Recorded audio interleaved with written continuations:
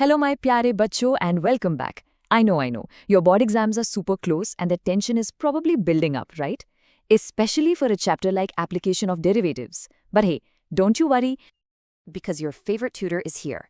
And you know what we're going to do? We're going to chop up this chapter into tiny, super easy to understand pieces. Seriously, by the end of this quick session, you'll feel like a pro, ready for any question they throw at you. Just give me a few minutes of your time, okay? All right, let's jump right in. So, what's the plan? First, derivatives as rate measures. Then, we'll check out climbing and sliding functions. After that, my favorite part, finding those peaks and valleys. We'll smash some board exam favorites, and finally, I'll give you your very own chapter cheat sheet. Ready? Let's do this. Okay, first things first. The most basic, the most fundamental use of derivatives is figuring out how fast something is changing. And I mean anything.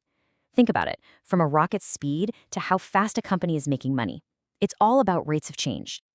Now, I know dy by dx looks a bit scary, but trust me, it's super simple. All it means is how fast is y changing when x changes.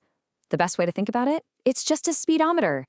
You know how your car speedometer shows ds dt, the change in distance over time? Well, that's just speed.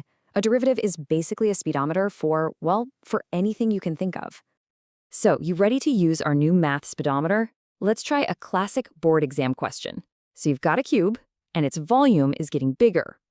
The question is, how fast is its surface area growing at one exact moment? It sounds a little tricky, I know, but I promise you it's just a few easy steps. We can totally do this. Look, the method for these questions is always the same. Step 1, just write down what you already know, the formulas, the numbers they gave you. Now, here's the magic trick. The chain rule. Think about it. The volume depends on the side length x, right? And the surface area also depends on x. And x itself is changing with time. The chain rule is what connects all of them. So we use what we know about the volume's change to find out how fast the side is changing.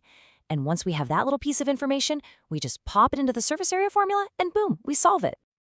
And ta-da! 3.6 square centimeters per second. See? I told you. When you just follow the steps, the answer kind of just appears. It's not magic, it's just logic. You can 100% do this in your exam. Okay, let's move on to our next big mission.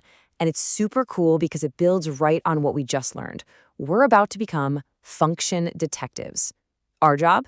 To figure out if a graph is going up or going down just by looking at its derivative.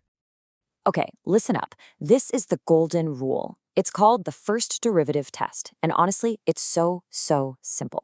If the derivative, that's f prime of x, is positive, the function is increasing, it's climbing. And if it's negative, the function is decreasing, it's sliding. That's literally it. That's the whole secret. Simple, right? Just look at these pictures. They're straight from your textbook. The one on the left, the graph is going up, so its derivative has to be positive. The one on the right, it's coming down, so the derivative is negative. Seeing it like this makes it totally clear, doesn't it? All right, let's tackle a typical exam problem. They give you a function, and they want you to find the exact parts of the graph, the intervals, where it's going up and where it's coming down. Now, this table method, this is going to be your best friend in the exam hall, I'm telling you. All you do is first find where the derivative is 0. Those points create your intervals. Then, you just pick any number from inside each interval and plug it into the derivative to check the sign. Is it positive or negative? And look at what we found for this one. It goes up, then down, then back up again. Okay, now for what I think is the most powerful part of this whole chapter. We're going to use derivatives to find the highest peaks and the lowest valleys on any graph. We're talking maxima and minima. This isn't just for marks, you know? Businesses use this to get maximum profit. Engineers use it to use minimum material. This is where the math gets really cool. So how do we find a peak or a valley? Well, first we have to find the flat spots, where the graph stops climbing and starts falling, or the other way around. At these turning points, the slope is 0. These are called our critical points. And finding them is always step 1. Just set the first derivative to 0. Okay, so once you have a critical point, how do you know if it's a peak or a valley? We've got 2 ways to find out. There's the first derivative test, which is solid, it always works, but then there's the second derivative test, which is usually way faster. And here is a little trick to remember it. For a maximum, a peak, the second derivative is negative. Think of a sad face. It's shaped like a maximum, right? And for a minimum, a valley, the second derivative is positive. Think of a happy face. It's shaped like a minimum. Sad face, happy face. Easy. let's put this super fast method to the test. Here's a function. Let's find all its local peaks and valleys. See how quick this is? First, we differentiate, set it to 0, and bam, we get our 3 critical points. Next, we find the second derivative. Now for the fun part, we plug in our points. For x equals 0, we get a negative number. What did we say? Negative is a sad phase, so that's a local maximum. For x equals 1 and x equals -2, we get positive numbers, happy faces, so they are local minima. See? Done. So fast. All right, everyone, deep breath. It's time for word problems. I know. Sometimes these look scary, but they're not. They're just puzzles. And guess what? We already have all the tools we need to solve them. So let's do one together, step by step. Okay, here's a super common type of question. A classic one. We need to find 2 positive numbers. The catch? They have to add up to 15, and the sum of their squares needs to be the smallest possible number. We need to find the minimum. Like I said, there's a system for this, and it's always the same. Step 1, name your numbers. Let's call one x, so the other must be 15 minus x. Step 2, build the function we need to minimize. Step 3, differentiate it.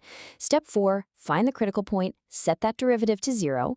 And finally, the last step, step 5, double check. We use our second derivative test. The second derivative is 4, that's positive, a happy face, so yes, we've found a minimum for sure. So what's our answer? X is 7.5, which means the other number is also 7.5. And we're done. Easy peasy. See? Word problems are not scary when you have a plan. Wow, we have covered so much. And now, for the best part, I've made you a final cheat sheet. Think of this as your collection of mantras for the exam. Quick, take a screenshot of this. This is everything you need. Rate of change? Think chain rule. Is a function increasing? Check if f prime is positive. Decreasing? Check if it's negative. To find a maximum or minimum, first find the critical points where the derivative is 0. Then check the second derivative. If it's negative, you've found a maximum. If it's positive, it's a minimum. The entire chapter, the most important ideas, are right here. So, are you ready? You have the tools, you understand the ideas, you have the methods. I hope you're feeling confident now because you are absolutely ready to crush this chapter and get full marks. Go on, practice a few more problems, and hey, drop a comment below and let me know if this helped you out. All the very, very best for your exams.